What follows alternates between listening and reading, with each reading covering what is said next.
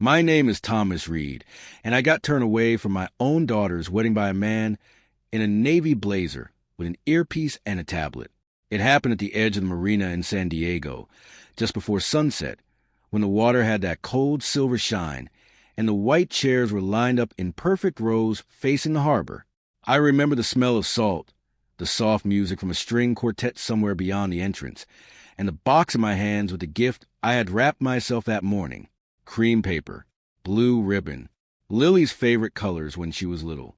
I had even worn the tie she gave me on my 50th birthday. Dark blue, slightly crooked until I fixed it in the car mirror. I thought I was early. The guard stepped in front of me before I reached the check-in table. He was polite in that empty, professional way people get when they've already decided you don't belong somewhere. "Name, sir?" "Thomas Reed," I said. He looked at the tablet. His face changed, but only a little. Then he shifted his stance and held the screen closer to himself, like I might lunge for it. "I'm sorry," he said. "You're not permitted to enter." For a second, I thought he had confused me with someone else. "There's a mistake. I'm the bride's father." He didn't answer right away, just tapped the screen once. That was when I saw it. My photo, a recent one, pulled from somewhere online. Under it, in bold red letters, "Deny entry." Not on guest list. Not check with coordinator. Deny entry. Flag like a trespasser. Like a risk. I felt the air leave my chest, but I kept my face still. Years of long shifts and bad news had taught me that losing control never improved anything. Behind him, I could see floral arches moving in the breeze. Guests in linen and silk drifted past with champagne glasses, laughing softly, not looking at me. Somewhere deeper inside the venue, I heard Lily laugh too. I knew that laugh. I had heard it at 7 years old over birthday cake, at 16 after passing her driving test, at 19 crying from a dorm room 3 states away. The guard lowered his voice. "Sir, I need you to leave the property." I looked past him one more time, toward the water, toward the wedding I had driven 2 hours to attend, wearing a suit I hated and shoes that pinched because Lily once told me I always dressed too plain for important occasions. Planned, I thought. This was an oversight. It was clean, deliberate, prepared in advance. I adjusted my cuff, nodded once, and handed the gift box back to myself more firmly, like it suddenly weighed something different. "Understood," I said. Then I turned around, walked back to my car, and left without making a scene. By the time I pulled out of the harbor parking lot, the sun was dropping behind the boats, and I already knew this wasn't the beginning of the hurt. It was the moment I finally saw it. I got home after dark. The house was quiet in the way only a lived-in house can be when there's no one there. The lamp by the stairs was still on. The mail was still sitting on the entry table where I'd left it that morning. My reading glasses were beside the fruit bowl. Nothing had changed, and that made it worse. I set the wedding gift on the kitchen counter and loosened my tie. For a long minute, I just stood there looking at the reflection in the window over the sink. A man in a suit, shoulders still straight, face older than it had been that morning. Then I poured a glass of water and sat down at the table where Lily used to do her homework. That was when it started coming back in pieces. Not the wedding. The years. Lily at 8, asleep on the couch with a fever, one sock half off, cartoon light flickering across her face, while I called in late for a shift I couldn't afford to miss. Lily at 12, standing in the hallway in a cheap recital dress, asking me if the flowers I bought looked too small compared to the ones the other girls got. I told her they looked perfect. She smiled even though she knew I was lying. Lily at 15, crying in the passenger seat after a school dance because some boy had laughed at her shoes. I took her for fries and a chocolate shake, and we sat in the parking lot until midnight while she pretended not to need me. Her father disappeared so early she barely had memories of him worth naming. Just a shape. A birthday card once. 2 phone calls that led nowhere. After that, it was me. School pickups. Broken curfews, parent conferences, dentist bills, panic attacks before exams. College applications spread all over the same kitchen table. Double shifts. Weekend overtime. Missed sleep. Burnt coffee in thermoses. Every dollar stretched until it almost snapped. I never thought of it as sacrifice. That's what people say when they want applause for loving someone. It was just a job. She was my daughter, adopted or not. That word had settled into me so deeply I stopped noticing it. But sitting there that night, with the harbor still in my head, and that red label on the tablet burned into my mind, something cold began to settle into place. They didn't forget to invite me. No one accidentally uploads your face into a security system. No one accidentally marks you as a problem before the vows. I had not been excluded in the loose, careless way families drift apart. This was cleaner than that. Someone had taken the time to make sure I would arrive, be stopped, and understand exactly what I was. Not father, not family, an embarrassment to be managed. I leaned back in a chair and looked around the kitchen, the small cracks in the cabinet doors, the faded paint near the pantry, the ceiling stain I never fixed because Lily used to joke it looked like California. I had spent years building a life around her, only to find out someone had been rewriting it behind my back. And the worst part was this. I didn't think it had started today. I didn't go to bed that night. Around midnight, I stood up from the kitchen table, rinsed the untouched glass in the sink, and walked down the hallway to my office. The carpet there still dipped slightly near the doorway. Lily used to run in and out when she was younger, spinning the chair like it was some kind of ride. The room smelled faintly of paper and dust. Nothing had been moved in years. I turned on the desk lamp. A soft yellow circle lit up the surface, leaving the rest of the room in shadow. For a moment, I just stood there, looking at the filing cabinet in the corner. Fourth drawer. I hadn't opened it in a long time. Not because I forgot, because I didn't need to, until now.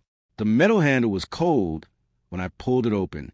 Inside, everything was still exactly where I'd left it. Folders aligned, labels clean, no signs of age except the slight yellowing at the edges. At the very back sat a small black fireproof box. I lifted it out carefully and set on the desk.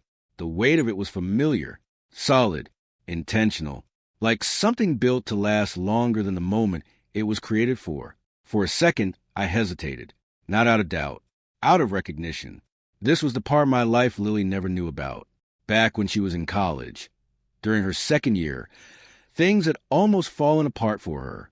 A bad relationship, the kind that doesn't leave bruises you can point to, but still manages to break something important. She stopped answering calls. Her grades slipped. Money disappeared faster than it should have. That was the first time I realized something I hadn't wanted to admit. Love wasn't enough to protect her. So I did what I always did. I planned. I opened the box. Inside were documents neatly stacked and clipped together. Legal structures, financial accounts, agreements drafted with care and precision. Not just support, but control. Not control over her life. Control over what I built for her. I pulled the top file out and placed it on the desk. My name, her name, dates going back years, signatures. It wasn't a simple fund. It was layered, shielded, conditional in ways most people never think about until it's too late. I had built it quietly over time, making sure that no matter what happened, bad relationships, bad decisions, bad influences, there would always be something stable underneath her. A foundation she couldn't accidentally destroy or intentionally misuse. I sat down slowly, flipping to the pages, the soft sound of paper filling the quiet room. Every line was still clear in my mind. Every clause had a reason, and as I reached the section near the middle, something settled into place inside me, because for the first time since the harbor, I wasn't thinking about what I had lost. I was thinking about what I still controlled. I didn't rush. That was the difference between reaction and control. I sat there in the dim light, turning pages slowly, letting the language come back to me line by line. Legal text has a rhythm to it, cold, precise, almost indifferent. No emotion, no assumptions, just conditions and consequences. Exactly the way I preferred things when it mattered. Most of the structure was standard on the surface. Education funding, living allowances, property support. The kind of framework that looks generous when someone glances at it quickly. But I hadn't built it for appearances. I built it for pressure. Every section had layers, trigger points, oversight mechanisms, delayed access, safeguards that only activated under specific conditions. The kind people skim past because they assume they'll never apply to them. That assumption was the whole point. My finger stopped on a tab near the center of the file. No label on the outside. I flipped it open anyway. There it was, the clause. I remembered writing it late at night, years ago, after one of Lily's worst calls from college. Her voice small, distant, trying to sound fine when it clearly wasn't. Someone had used her, not just emotionally, financially too. She had trusted the wrong person, and it had cost her more than money. That was when I stopped thinking short term. This clause was never meant to punish her. It was meant to protect what I built from the people around her. I read it again, slower this time. If the beneficiary knowingly participates in actions that directly harm the grantor, financially, legally, or reputationally, prior to a significant life event, I paused there. The words felt heavier now than they had when I first signed them. Then all non-essential distributions may be suspended pending formal review, not revoked, suspended, controlled, a quiet lever, hidden inside a system that otherwise looked like unconditional support. I leaned back in the chair, staring at the paper, listening to the silence of the house. Harm didn't have to be loud. It didn't have to be illegal. Sometimes it looked like a name on a list, a red label on a screen. Deny entry. I closed the file halfway, my thumb still holding the page. Lily hadn't just excluded me. She had participated in something deliberate, structured, public enough to matter, private enough to avoid questions, and timed perfectly before a major life event. The clause didn't care about emotions. It cared about facts. I reached for my phone, not to call anyone, not yet, just to check the date, the time, the confirmation I already knew. The ceremony would be ending soon. Applause, music, photos by the water, a new beginning, built on a version of the story where I didn't exist. I closed the file completely and placed it back on the desk with careful precision. I wasn't angry. Anger is fast. This required patience. I turned off the desk lamp, leaving the room in darkness again. And for the first time that night, I wasn't replaying the past. I was preparing the next move. The ceremony started right on time. The chairs were filled. The music shifted from soft background noise to something slower, more deliberate. People leaned forward slightly, phones ready but lower just enough to look respectful. From a distance, everything looked perfect. That was the problem. Evelyn Brooks noticed it almost immediately. She was seated 3 rows from the front, on the groom's side. Navy dress, low heels, posture straight without trying. The kind of woman who didn't fidget, didn't whisper, didn't miss details. Retired federal auditor. 30 years of looking at numbers that didn't add up. Now she was looking at a wedding that didn't feel right. At first, it was small things. The check-in process had been tighter than expected. Not unusual on its own, but excessive for a private wedding. Multiple verification points. A digital list instead of a simple guest book. Then the seating. She glanced at the programs placed neatly on each chair. Names, roles, carefully printed. The bride section was curated. Clean. Too clean. No mention of a father. Not deceased. Not absent. Just omitted. Evelyn's eyes moved slowly across the rows. Families usually carry noise with them. Recognition, history, tension, laughter. There was none of that here on the bride's side. The conversations were polite, surface level, like people attending an event they were invited to, not one they belonged to. Controlled. She leaned slightly toward the woman beside her. Bride's family traveling from out of state? She asked quietly. The woman hesitated. I think so. I don't really know them. That was answer enough. The music shifted again. Guests stood as Lily appeared at the end of the aisle. Evelyn studied her. The dress was flawless. Expression composed. Steps measured. But there was something underneath it. Not nerves. Not excitement. Containment. As Lily moved forward, Evelyn's attention shifted briefly to the side entrance near the check-in area. A security guard stood there, posture relaxed now, scanning less frequently. Routine had replaced alertness, which meant something had already happened earlier. Evelyn filed that away without changing her expression. Years of audits had taught her one thing. You don't look for what's obvious. You look for what's missing. And right now, something significant was missing from this wedding. Not just a person. A piece of the story everyone else was pretending didn't exist. As the officiant began speaking, Evelyn reached into her small clutch and pulled out her phone, not to take pictures, but to make a quiet note. Names, impressions, questions. She didn't know exactly what she was looking at yet, but she knew this. When a system is this controlled, it's usually because someone is trying very hard to keep something from being seen. And in her experience, that something was always worth finding. Evelyn didn't stay for the dancing. She stayed for the gaps. By the time the first round of champagne had been refilled and the string quartet shifted into something lighter, she had already stepped away from her table twice. Once to take a call, once to get air. Both times, she observed, staff moved differently here. Not like wedding staff. Too precise, too aware of who was where. The coordinator checked her tablet constantly, not just for timing, but for people, tracking, containment again. Evelyn stood near the edge of the reception area, just within the glow of the hanging lights, and watched the flow of guests. The bride and groom moved table to table, smiling, controlled, practiced, but there were no interruptions, no unexpected relatives, no emotional collisions.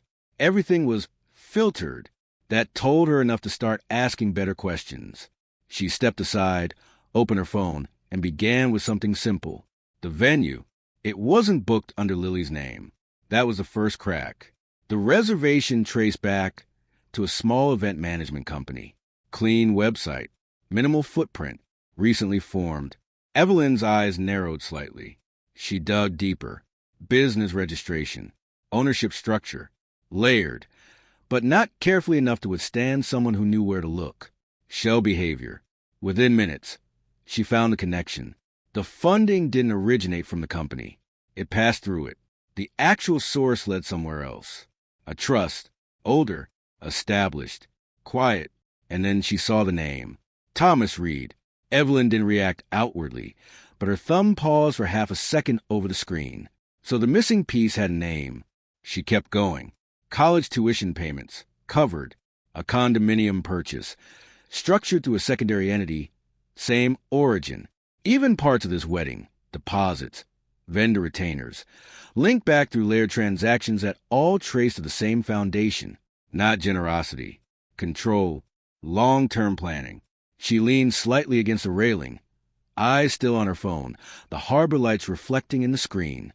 Then something else surfaced. Recent activity. Loans, not from the trust, but based on it. Evelyn's posture shifted just enough to register interest. The groom, Jake, he had taken out multiple loans in the past 6 months. Clean applications, strong projections, all justified by anticipated access to future funds tied to the trust structure. Projected access, not actual. That was a problem, a serious one. Because it meant decisions had been made based on something that wasn't guaranteed. And at the source of that projection, Thomas Reed, had just been denied entry to this wedding. Evelyn slowly locked her phone and looked back toward the reception. Lily was laughing at something one of the guests said. Jake had a hand lightly on her back, guiding, steadying, presenting. Picture perfect. But now Evelyn could see it. Not a celebration. A structure built on assumptions. And those assumptions had just been quietly challenged at the entrance. She adjusted her clutch and took a slow breath. This wasn't just a family issue. This was financial exposure. And someone here didn't realize how close they were to losing everything holding this moment together. Evelyn turned back toward the crowd, her expression calm. She knew exactly who she needed to speak to next. Evelyn didn't approach Lily. She didn't approach the coordinator. She went straight to Jake. He was near the bar, half turned toward a group of guests, laughing just a little too loudly at something that wasn't that funny. A glass of champagne in his hand, untouched, performing. Evelyn waited until the group shifted, until there was a natural gap, then stepped in with quiet precision. Jake, she said calmly. He turned, polite smile already in place. Yes, I'm Evelyn Brooks, your aunt on your mother's side. Recognition clicked. Of course, Evelyn, right? Glad you made it. She didn't return the smile. We need to talk. Now. Something in her tone cut through the noise. He hesitated, then nodded, gesturing toward a quieter corner near the edge of the reception, away from the music and the lights. They stepped aside. Jake adjusted his jacket slightly. "Is everything okay?" Evelyn looked at him for a long second before speaking. "No," she said, "it isn't." She reached into her clutch, pulled out her phone, and turned the screen toward him. "I'll keep this simple," she continued. "Your wedding, this entire event, is being funded through a structure tied to a man named Thomas Reed." Jake's expression didn't change at first. Then it did, just a flicker. "That's Lily's father," he said carefully. "Is he?" Evelyn asked. Jake didn't answer. Evelyn tapped the screen once. "He was denied entry today. Flagged in your own security system." Jake blinked. "What? You know?" Her voice stayed level. A pause. Too long. Evelyn continued before he could recover. "You've taken out loans," she said. "Multiple. All based on projected access to funds that you do not currently control." His grip tightened slightly around the glass. "That's private."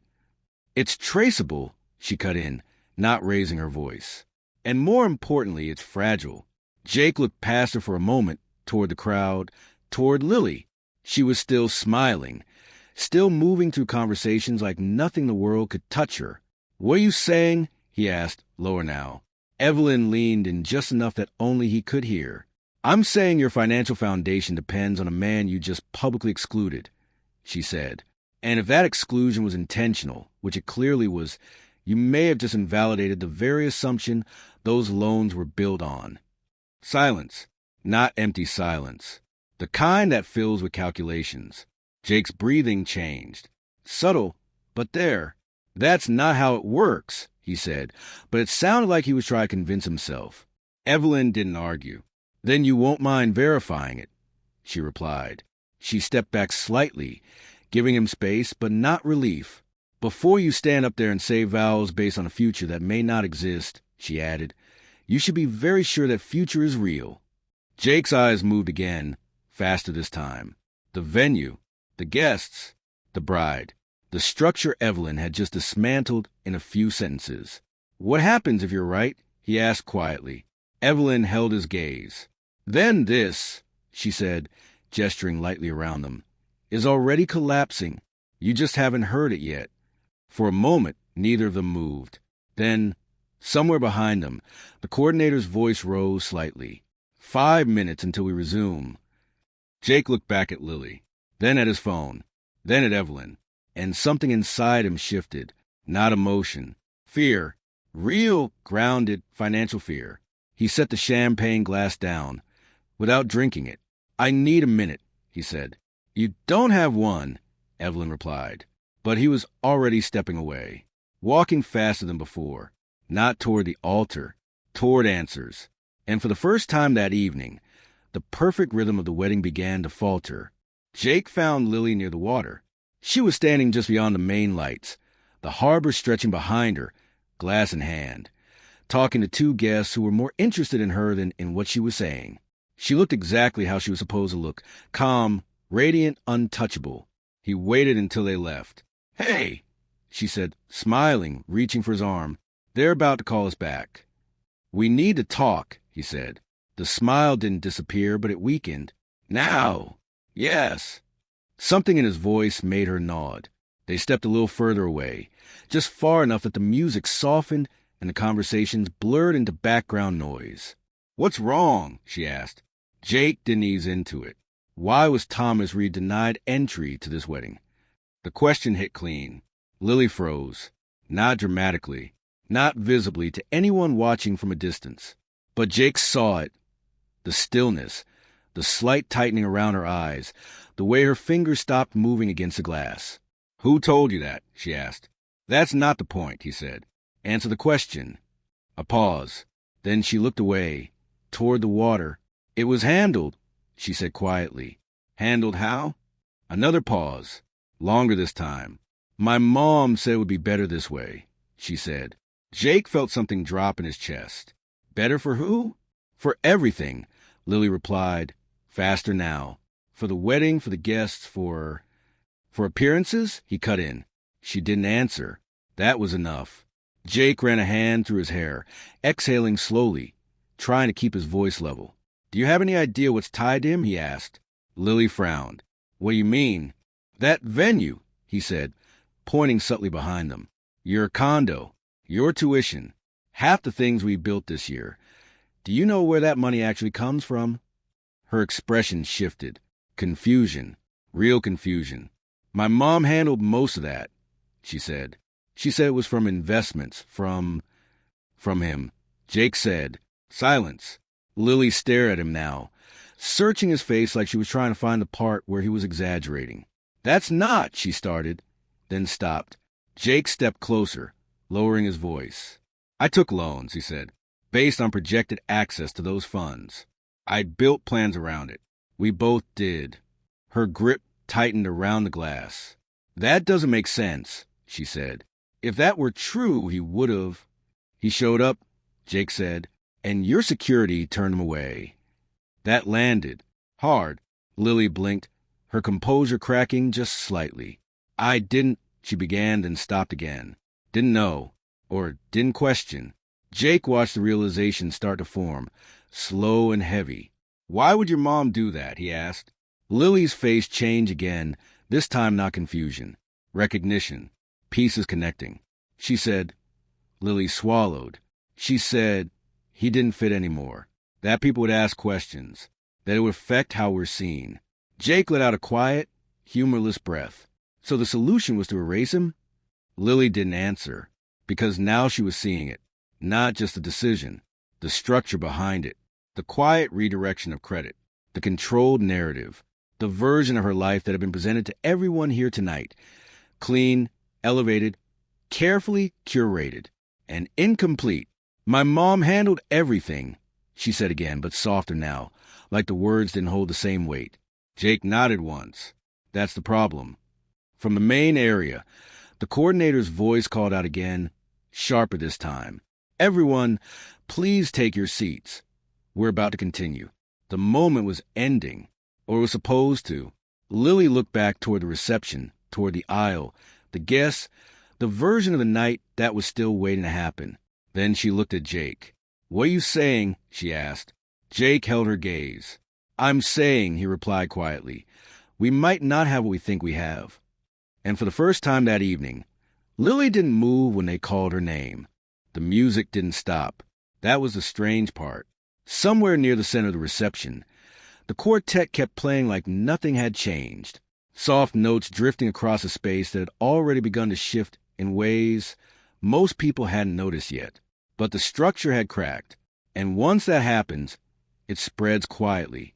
Jake stepped away first, not toward the aisle, not toward the coordinator. He moved toward the edge of the venue, phone already in his hand, walking fast enough that people turned slightly as he passed, sensing something off without understanding it. Lily didn't follow immediately. She stood there for a second longer, the glass still in her hand, untouched, her eyes fixed somewhere between the water and the lights.